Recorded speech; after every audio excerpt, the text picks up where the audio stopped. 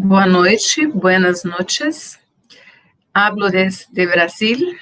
Estou no Brasil, na cidade de João Pessoa, no estado da Paraíba. Sou professora da Universidade Federal da Paraíba e é um prazer muito grande poder participar novamente, pela terceira vez, do Seminário Hispano-Brasileiro. Infelizmente, não pudemos ir à Espanha, mas, enfim, aqui está, né, uma possibilidade de diálogo.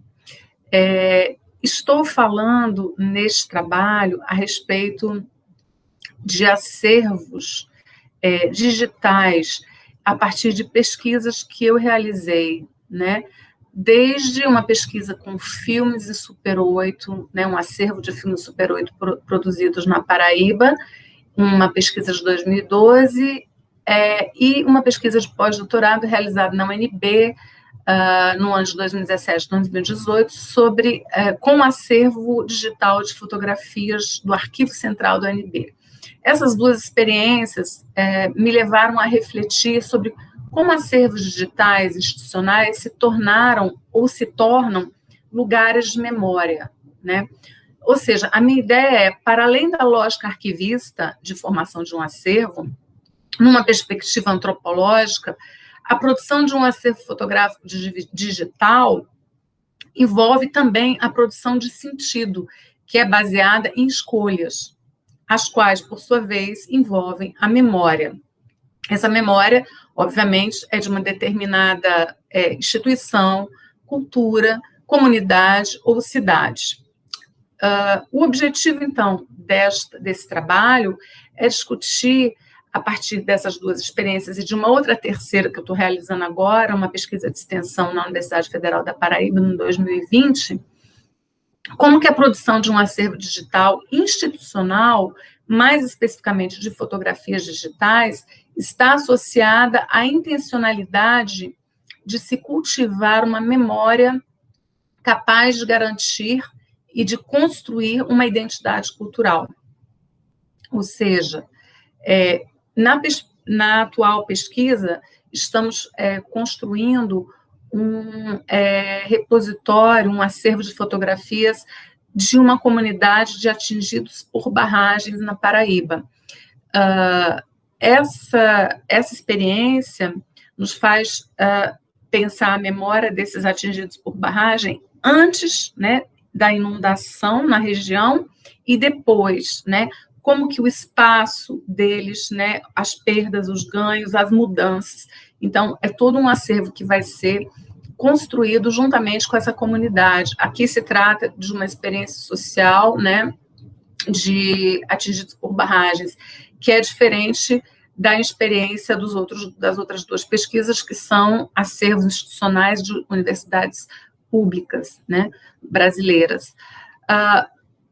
Essa questão nos leva a pelo menos dois desdobramentos, né, que eu vou tentar colocar nos últimos minutos que me restam. Infelizmente, não vou poder apresentar as fotografias, mas no texto eu vou apresentar as fotografias para ficar bem claro.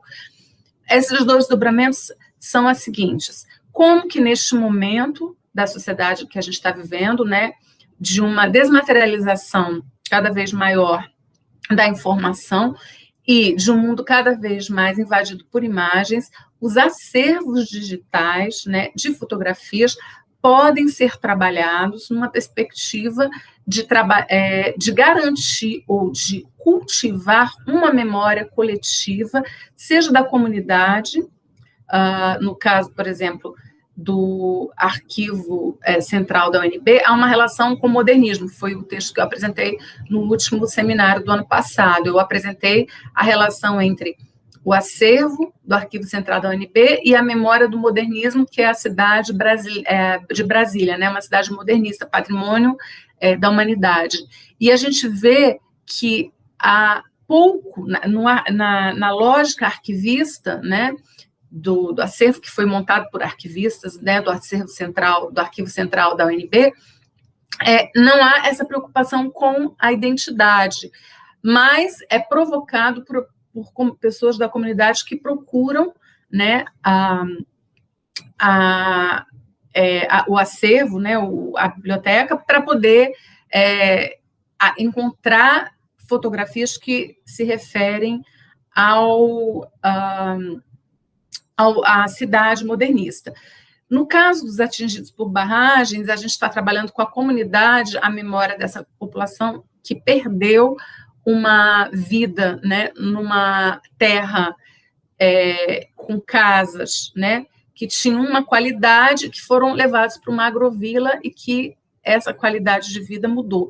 Então, nos dois casos, a ideia é como que um acervo digital pode garantir que determinada comunidade, que determinada instituição cultive uma memória que está relacionada com valores que fazem parte daquela cultura, né, o lugar de memória, né, e como que o profissional que vai trabalhar com o acervo pode passar a ter um maior conhecimento ou uma maior consciência de que está trabalhando com identidade e com memória. Porque o que eu percebi como antropóloga, na minha pesquisa na Universidade de Brasília, é que as instituições não têm ainda essa clareza de como a fotografia de acervo pode, né, ser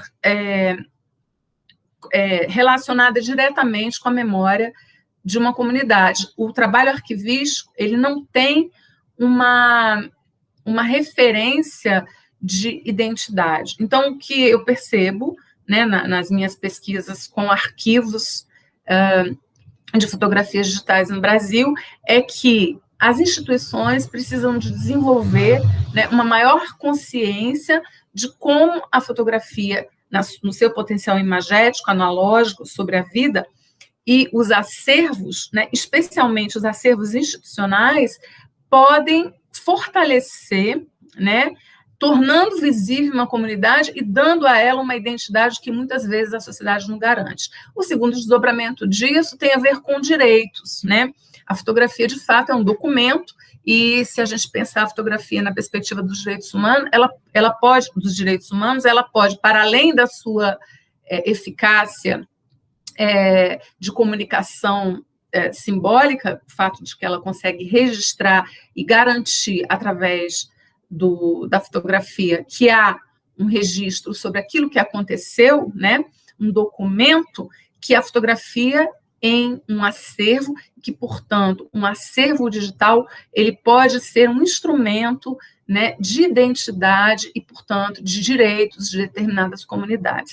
Então, a minha perspectiva nessas três, né, experiências de pesquisa com acervos é perceber que o acervo digital, muitas vezes, ele não está claramente associado, né, a essa visibilidade que ele dá a uma comunidade, seja ela uma universidade, cuja cidade onde essa universidade está é moderna, modernista, e as fotografias fazem uma relação direta com aquela cultura modernista, seja uma comunidade de atingidos por barragens que foi impactada por um desenvolvimentismo do Estado agressivo e violento, e que deixou essa comunidade fora da sua antiga cultura. Então, eu tento demonstrar no meu texto que a gente precisa de pensar os acervos como lugares de memória, construindo a partir dele a sua capacidade de trazer direitos, né, de determinados grupos que perdem, que tiveram perdas e que são invisíveis de alguma maneira. É isso, muito obrigada, e eu espero poder dialogar com vocês no próximo encontro, e espero que o vídeo tenha ficado, enfim, que eu tenha conseguido dizer o que eu gostaria. É muito pouco tempo e eu gostaria de mostrar as fotos, mas fica para o texto, então. Muito obrigada. Boa noite.